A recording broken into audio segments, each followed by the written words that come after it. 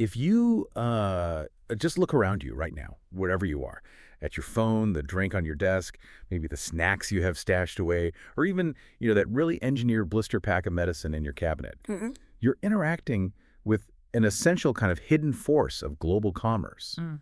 We get so focused on the brand of the product inside the package that we rarely, if ever, think about the name of the company that actually engineered the container. And yet, this is the company that really makes modern life possible. It's a multi-billion-dollar behemoth, totally foundational to the logistics of, well, everything. How food is preserved across continents, how medicine is safely delivered in these perfect unit doses, how personal care products reach billions of consumers. We're talking about the ultimate infrastructure giant. I mean, an entity so crucial that if it just stopped operating tomorrow, global supply chains would pretty much seize up instantly. Okay, let's unpack this then. Let's pull back the curtain on this giant. We're doing a deep dive into Amcor Pellic. This is a 129-year-old corporation that made this just incredibly hard pivot from being a regional Australian paper mill to a massive dual-listed S&P 500 global packaging powerhouse. So our mission today is pretty comprehensive. We need to trace that journey, understand the strategic pivots, which, by the way, often involve shedding billion-dollar businesses. We'll explore the innovation that gives them their edge, grasp the sheer scale of their operations, and crucially, we have to address the heavy controversies that seem to follow a company this dominant. And what's fascinating here, and it really speaks to their whole globalization strategy, is the company's dual identity. It's surprising. It was founded in Melbourne, Australia back in 1896, so it's steeped in Australian paper history. But today, it's Jersey domiciled. That's its legal address. And it's headquartered in Zurich, Switzerland. That right there, that immediately raises a huge question of identity. They're listed as AMC on the Australian Securities Exchange, so they're keeping that historical tie. But they're also listed as AMCR on the New York Stock Exchange, where they're a component of the S&P 500. Mm-hmm. I mean, that transition alone tells a powerful story of aggressive globalization and, well, probably some very strategic tax planning. And when we talk about scale, we really need to stress this. This is not some regional player with global ambitions. No, this is a fully realized global system. Mm-hmm. Based on the financial snapshot from our sources, specifically as of June 30, 2025, the numbers just show total operational dominance. This is really about understanding the logistics and, frankly, the immense corporate strategy needed to run a business this complex. Indeed. We're starting with an enterprise that touches every single aspect of the supply chain. And it's operating with a financial heft that, it rivals entirely different sectors. All right, let's jump straight into the financials. We can use the 2025 data as our anchor point. These headline numbers give a really clear picture of their dominance in a sector that, let's be honest, often gets overlooked by Wall Street. Revenue hit a staggering $15 billion US. Operating income was just over $1 billion, with net income at $511 million. And while $15 billion in revenue is, of course, impressive, the real indicator of Amcor's power, I think, lies in how they manage that capital and the vast physical infrastructure they command. Total assets are at $37.1 billion. Total equity at $11.7 billion. That kind of scale is more comparable to a major mining or energy company, yet they're selling plastic, paper, and metal containers. That huge asset base, it just points to deep infrastructure investment. We're talking manufacturing plants, specialized machinery, IP, and huge distribution networks. Right. When you see those asset figures, you realize they're selling physical infrastructure and chemistry, not just a service. And they are truly everywhere. Our sources confirm that as of mid-2025, Amcor had 77,000 employees. And they generated that $15 billion in sales from operations in something like 210 distinct locations across more than 36 countries. That geographic spread is it's non-negotiable in the packaging world. Packaging materials are bulky, and often the margins are thin enough that you just can't ship them long distances. It becomes too expensive. So Amcor has to be physically located right next to its major industrial clients. The big food processors, beverage bottlers, pharma companies. Exactly. Their 210 locations are basically integrated supply nodes, which lets them meet these really rapid turnaround times and handle just-in-time inventory for massive global brands. Okay, so if they're making products all over the globe, what exactly is filling up those factories? When we say packaging, it's not just, one thing. Our sources break it down into 5 distinct, very specialized product categories. Precisely. And these are highly specialized areas of material science and manufacturing engineering. First, you have flexible packaging. Think high barrier films, pouches, wraps, laminations, the stuff used for snacks, coffee, and really demanding medical products. Okay, flexibles. What's next? Second is rigid containers. This is the world of bottles and jars, mostly PET plastic, where things like precision, making it lightweight, and specific shapes are absolutely key. Got it. Then you have the cartons. Right. Number three is specialty cartons. These are highly customized paperboard or plastic folding boxes. You see them with premium goods or pharmaceuticals where the look, the security features are essential. And number 4. Closures. This is an often underestimated segment. It's everything from a standard bottle cap to these incredibly complex pharmaceutical seals and wine closures. Which requires some serious engineering, I'd imagine. Oh, absolutely. Precision engineering to make sure it's airtight, tamper-evident, and dispenses properly. And finally, number 5 is services. This is all the vital logistical, technical, and regulatory support they provide, helping clients navigate global shipping standards and material compliance. And these items don't just go into generic stores. They go into literally every corner of the consumer world. You've got the staples, food, beverage, home care. But here's where it gets really interesting for our audience. They're deep embedding in the most sensitive sectors. That's the critical moat around their business model. The source really highlights their crucial role in the pharmaceutical and medical device markets. I mean, think about it. For pharmaceuticals, the packaging isn't just a container, it's a controlled environment. Amcor's products have to address unit doses, maintain sterile conditions, ensure patient compliance through seals that are easy to open but also secure. And anti-counterfeiting measures too, right? Yes, exactly. Incorporating things like specialized films or printing to fight counterfeiting, and increasingly meeting sustainability requirements for disposal. So they're not just selling plastic bottles. They're selling precision-engineered, regulatory compliant, supply chain stabilizing components. Right. A failure in a drug blister pack could lead to product contamination or, a failure to comply with FDA regulations. Exactly.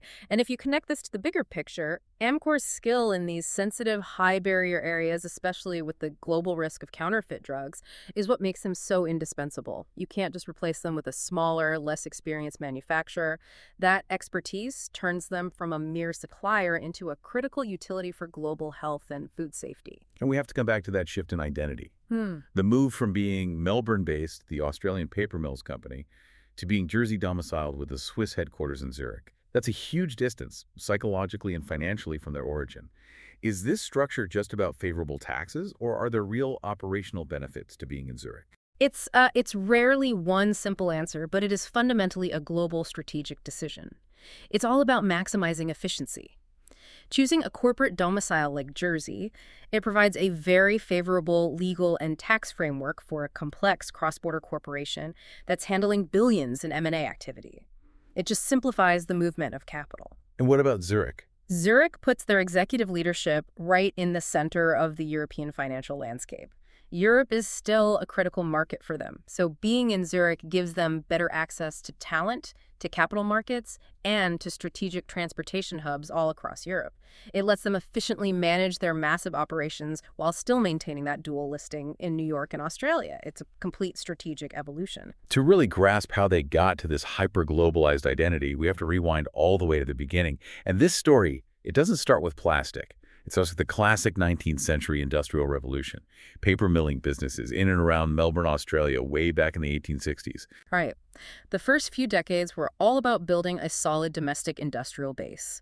The really crucial step was the formal consolidation of these early paper businesses in 1896. That's when they became the Australian Paper Mills Company Pleiadidy, Ltd.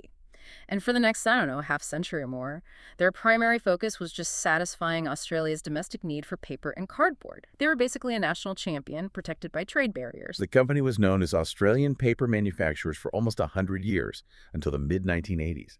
The big change came in 1986, when they officially changed the name to Amcor Limited. Why that shift away from the legacy name? That 1986 rebranding was a really necessary step. It was about modernization and signaling global ambitions, even if they hadn't fully realized them yet. Our sources make it clear that even before the name change, the company had diversified quite a bit. They were making pulp paper and paperboard, yes, but they had also gotten into early metal can production and flexible packaging.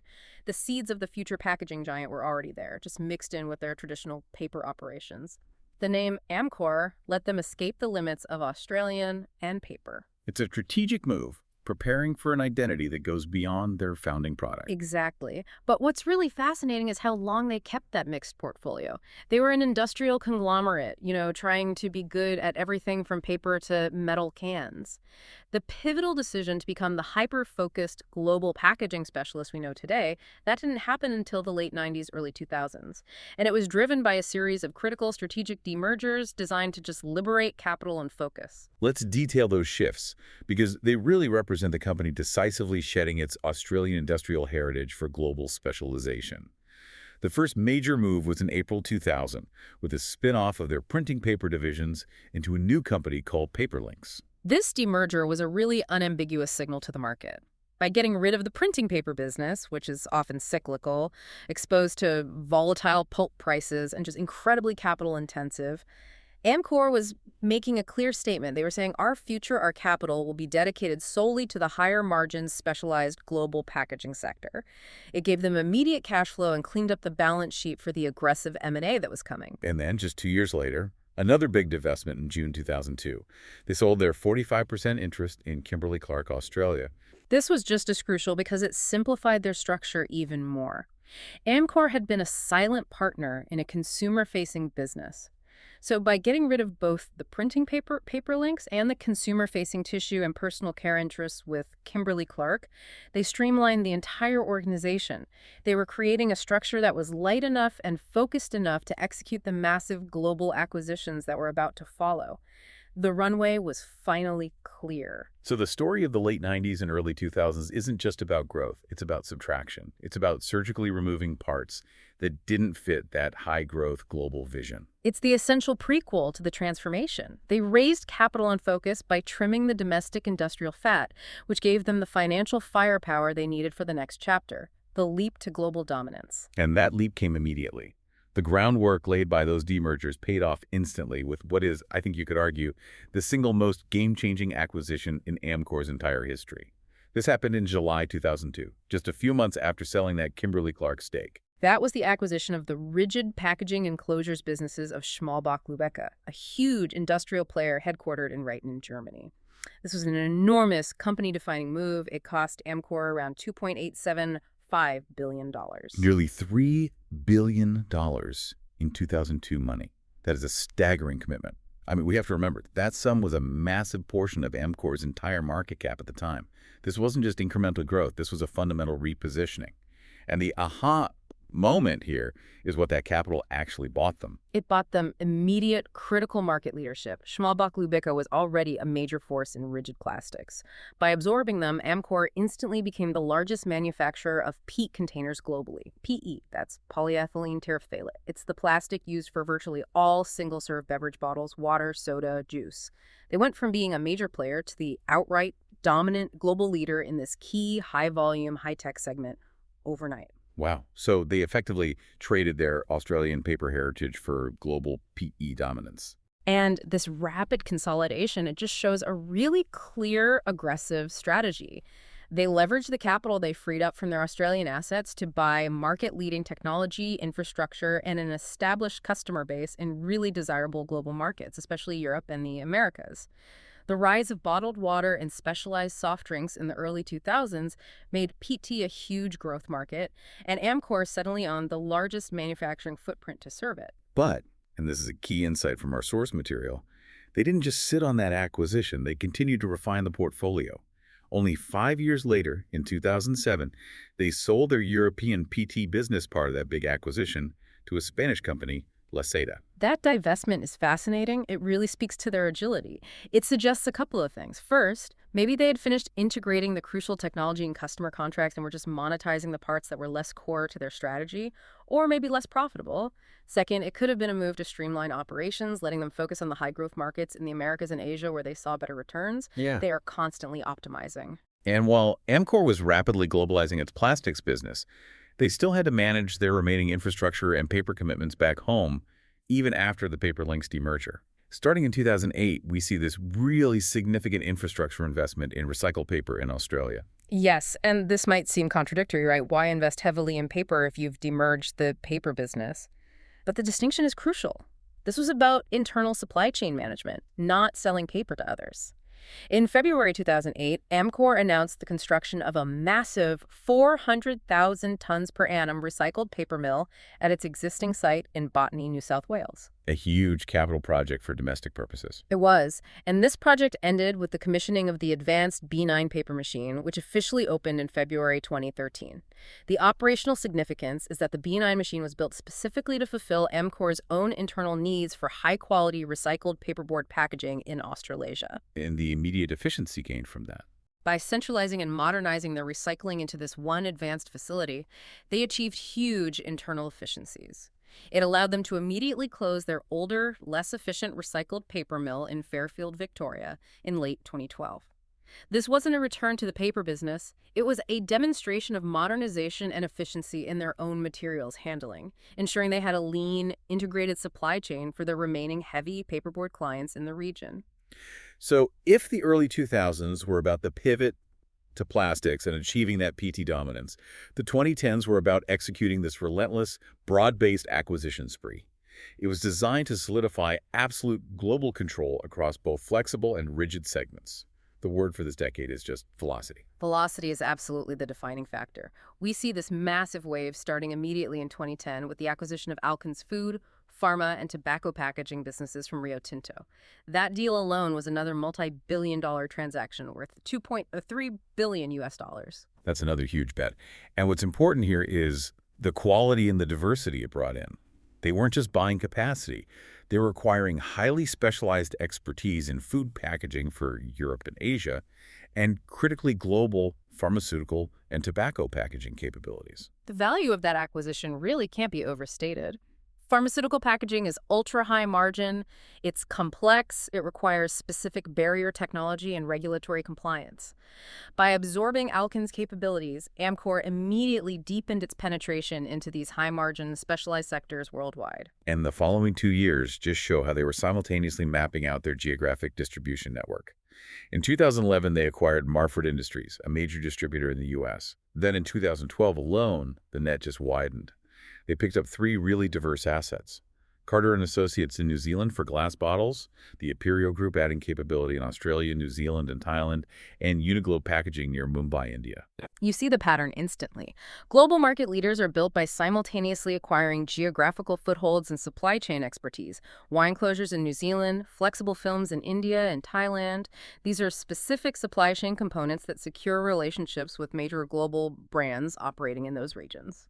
And then, the next great strategic demerger happened in December 2013 with the spin-off of their remaining Australasia and Packaging Distribution business, or AAPD. Right. It became a new, separate ASX-listed company called Aurora. We saw them do this before with Paperlinks. Why now? Why shed the rest of their domestic distribution? This is the final and absolute divorce from the company's roots. The strategic rationale was just unyielding focus. The Aurora spinoff allowed Amcor to finally and decisively sharpen its focus on flexible and rigid plastic packaging and tobacco packaging, concentrating entirely on international markets.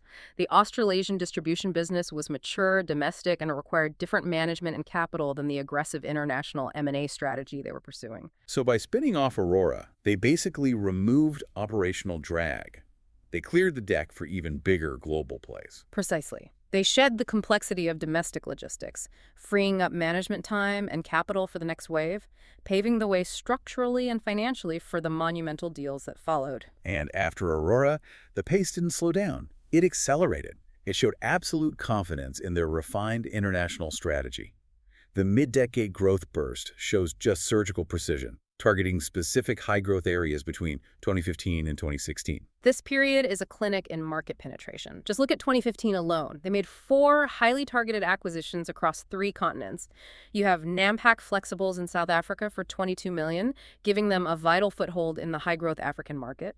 Souza Cruz's internal tobacco packaging operations in Brazil for $30 million, growing their specialty tobacco business in Latin America. Encon, a preform manufacturing business in the U.S. for $55 million, enhancing their internal supply chain. And Deluxe Packages in California for $45 million, strengthening their flexible presence in North America. That is surgical, filling in immediate gaps geographically and strengthening their own supply chain. And 2016 was even bigger, consolidating their position across the Americas. 2016 saw 3 major market-shaping moves. They acquired Canadian company Plastics Molders Limited for $32 million, securing a plant in Toronto. Then the massive move for Alusa, the largest flexible packaging business in South America, for $435 million. That gave them major presence in Chile, Peru, Colombia, and Argentina, making them dominant on the continent. And finally, they acquired the specialty containers business of Sunoco Products Company for $280 million, adding 7 production sites across the U.S. and Canada. The narrative of the 2010s is just crystal clear. Acquire everything that is high margin, specialized, geographically strategic, and international. And they didn't stop. 2017 saw targeted expansion into Asia and continued growth in South America. Right. They acquired Quite in North China for $28 million, targeting the crucial dairy and food segments. And they bought Plasticos in Colombia, which expanded their capabilities in advanced processes like thin wall injection molding. This shows technological specialization moving hand in hand with geographic expansion. And all this sort of smaller surgical growth set the stage for one more mega deal toward the end of the decade, cementing their status as an undeniable global colossus. That was the announcement in August 2018. The agreement to acquire Bemis Company, a major U.S.-based packaging manufacturer, through a colossal $5.25 billion stock acquisition. This move was about absorbing one of their primary global rivals and fundamentally consolidating the flexible packaging market in North America. And we have to remember the challenge in these mega deals. It's one thing to acquire a company. It's another thing entirely to integrate a $5 billion rival like Bemis into an existing organization of 77,000 people without massive friction. It just confirms that the Amcor management team views that kind of integration risk as a manageable cost of achieving global dominance. Okay, we've established the scale through history and that relentless pace of acquisitions. Now let's look under the hood at the complex structure of this $15 billion empire. Amcor reports in 2 primary segments, which perfectly reflect the focus we've seen emerge since 2013. The 2 segments are flexibles packaging and rigid plastics. The structural division perfectly mirrors their post-Aurora strategy of focusing on these 2 core material types globally. By organizing their internal reporting this way, they ensure capital investment and research are focused entirely on maximizing efficiency and innovation within those 2 domains. And within flexibles packaging, we see 4 highly specialized business units. Yes. This reflects the fragmented but technically demanding nature of flexible films. You have Flexibles Europe, Middle East, and Africa, Flexibles Americas, Flexibles Asia Pacific, and the dedicated unit for specialty cartons. The APAC and Americas units are particularly critical, given the massive M&A investment we just talked about in those regions. And the rigid plastics segment is just as organized, which makes sense since it's one of the world's largest suppliers in this area. Exactly. Rigid plastics also has 4 major units. 1, North America beverages. This is that colossal market, focused on the PE dominance they bought back in 2002. 2, North America specialty containers for things like personal and home care. 3, Latin America, reflecting the big investments made there in the mid-2010s, and the highly focused Barricap closures unit. The separation of the closure business into its own unit in Barricap, that really emphasizes how critical these small components are. It's not just a lid, is it? No, not at all. It's a highly engineered part of the whole system. A closure might need to be tamper-evident, child-proof, resealable, offer specific dosing controls for medicines. The precision required for high-speed manufacturing of billions of these things dictates a specialized unit dedicated to that material science. So let's give the listener some tangible examples of what Amcor actually packages. Let's move beyond the abstract. Okay. For food and beverage, they handle everything. The high-barrier films that keep snacks crisp, specialized laminations for confectionery, complex films for cheese and yogurt, wraps for fresh produce. And in beverages, they are major developers of wine and spirit closures, ensuring product integrity over long shelf lives. And what about the more demanding sectors like healthcare and personal care? In healthcare, their pharma packaging goes deep into material science. Think sterile packaging for medical devices where the integrity of the seal is literally life or death. Or high-barrier blister packs that protect sensitive drugs from moisture and oxygen. They also make specialty cartons for the pharma sector, often with advanced printing or traceability features. For personal and home care, they provide the rigid plastic containers for things like shampoos, lotions, cleaning supplies, along with the cartons and dispensing mechanisms. The constant drive here is lightweighting, using less plastic in each container. The success of a company like this isn't just about customers. It's about maintaining a technological edge. And this is where it gets really interesting. Let's spotlight their innovation, specifically the liqueform technology they commercialized in 2018. Liqueform is a genuine manufacturing revolution. It's a true aha moment in efficiency. It's a patented process that revolutionizes how plastic containers are made and filled, essentially eliminating half the supply chain complexity in one step. Okay, walk us through it. Traditional methods are two distinct steps, right? First, you blow mold an empty container with compressed air, and second, you transport that empty container to be filled somewhere else. That's the core inefficiency that Liqueform targets. Instead of using compressed air, Liqueform uses the packaged product itself, the liquid, to simultaneously form the plastic container and fill it. As the container is molded under pressure, the liquid is the final forming medium. That sounds like a massive engineering challenge. It's immense. You're using the inert pressure of the liquid product to do the job of highly specialized air compression equipment. The benefits, though, they justify the effort. It eliminates the capital and operational costs of the traditional blow molding process entirely. And it solves a major logistical nightmare for their clients, right? You no longer have to handle, transport, or warehouse billions of empty containers. Precisely. Think about the warehouse space saved. Empty PET bottles are almost all air, so shipping them is incredibly inefficient. By combining forming and filling at one point, Amcor lets its clients compress their supply chain, reduce their warehouse footprint, and potentially decrease the carbon footprint of shipping all those empty containers around the world. A technology like Liqueform gives them a massive, defensible competitive advantage. A company that achieves this level of scale this rapidly and operates across sensitive sectors like environmental management and global pricing, it inevitably faces intense public and regulatory scrutiny. We have to turn now to the source material detailing the compliance issues and controversies Amcor has faced. And we'll maintain a strictly neutral tone here, focusing only on the reported facts. That's an essential transition. The scale of heavy manufacturing across 36 countries means these corporations are constantly monitored, and Amcor has faced significant scrutiny in both environmental stewardship and market conduct. Let's start with the environmental violations detailed in the sources, particularly in Australia. The sources list two specific instances in the early 2000s. In 2001, for example, Amcor was fined 10,000 Australian dollars by EPA Victoria for a documented pollution incident. The second and more high-profile case was in 2007. Amcor was convicted by the Heidelberg Magistrates Court for releasing oil into the Yarra River from its Alphington plant. The fine there was $80,000. These incidents show a clear, documented history of environmental non-compliance in their manufacturing, particularly with water management and pollution control. The Yarra River oil release highlights the operational risks inherent in managing large, complex, and sometimes legacy industrial facilities, and the financial and reputational penalties that come with it. But perhaps the most serious legal finding was also around 2007, following an intensive investigation by the Australian Competition and Consumer Commission, the ACCC. This is a landmark case concerning anti-competitive behavior. After the ACCC investigation, Amcor and a key competitor, Visy, were found to have engaged in extensive price fixing and market sharing in the supply of corrugated fiberboard packaging. This was not a minor breach. This involved high-level collusion. Explain the significance of price fixing in this context. Corrugated fiberboard is essential for everything. The finding is critical because it's collusion between two major players to artificially control pricing and supply. By engaging in market sharing, they eliminated competition. The effect is highly corrosive to a free market. It removes customer choice, stifles innovation, and artificially inflates prices for every company that relies on cardboard boxes, which is basically every company in the consumer goods sector. Moving from legal compliance to political influence, we have the 2006 ABC Four Corners story, The A-Team. This report revealed controversial methods Amcor used to influence forestry policies. Since their roots were in paper and pulp, policies governing forestry were crucial to their business interests. The report exposed actions they took to shape regulatory outcomes.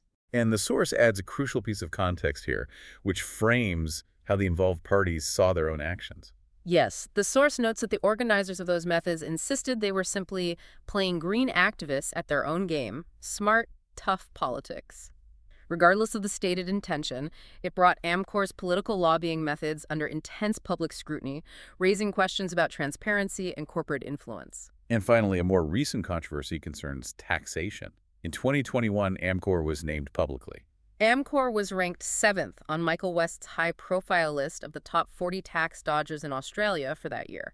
Tax scrutiny is a predictable outcome for global corporations operating complex international structures like Amcor's Jersey domicile and Swiss headquarters. For the listener, why does this structure trigger the label tax dodging, even if the actions are legal? It comes down to the discrepancy between where a company generates its massive revenues, which is everywhere, and where it legally declares its profits for tax purposes. By using complex internal transactions and offshore domiciles like Jersey, global firms can minimize their local tax liability in high-tax countries. This leads to the public perception that they aren't contributing their fair share. Being ranked 7th on such a list places them squarely in the public conversation about corporate responsibility. These controversies show that achieving Amcor's level of global dominance always comes with immense public and regulatory accountability. Even after shedding their Australian core with Aurora, executing that Bemis mega deal in 2018, and integrating that massive new structure, the strategy of relentless growth has continued aggressively into the 2020s. The momentum shows no sign of slowing. Growth remains the core imperative. They believe that scale creates efficiency, stability, and control. We see this with the August 2023 acquisition of Phoenix Flexibles, a packaging company in Gujarat, India. The amount was undisclosed, but the location is key. Reinforcing that crucial Asian footprint. Exactly. It reinforces their continued push into the high-growth Asian market, specifically expanding their flexible packaging capabilities in a crucial manufacturing hub like India.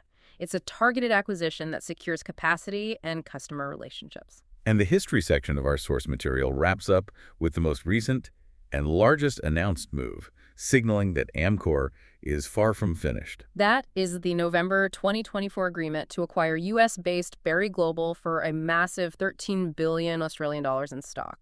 This acquisition is breathtaking in its scale and its implication. A $13 billion deal in stock. It means that even after absorbing Bemis, Amcor is still able to deploy massive capital to consolidate the industry even further. What does acquiring Berry Global do for them? It dramatically reinforces their market leadership across both rigid and flexible plastics, particularly in North America, where Berry Global is a giant. The packaging industry is rapidly consolidating into an oligopoly. Absorbing a key rival like Berry eliminates significant competition, strengthens Amcor's control over vital manufacturing processes and customer relationships, and provides massive opportunities for synergies, which is corporate speak for cutting costs. So we're witnessing the final phases of a global consolidation strategy that really began in 2002 with Schmalbach-Lubicka. The packaging world is getting smaller and more concentrated, dominated by Amcor's immense footprint. And this acquisition strategy raises important questions about antitrust regulatory environments globally. When two major players merge, regulators examine whether the new entity holds too much power over pricing and supply. The sheer size of this $13 billion deal shows that Amcor is willing to navigate those complex regulatory waters to continue prioritizing scale. So let's synthesize this massive journey for the listener, drawing the line from paper mills in Melbourne in the 1890s to a $15 billion global giant, headquartered in Switzerland.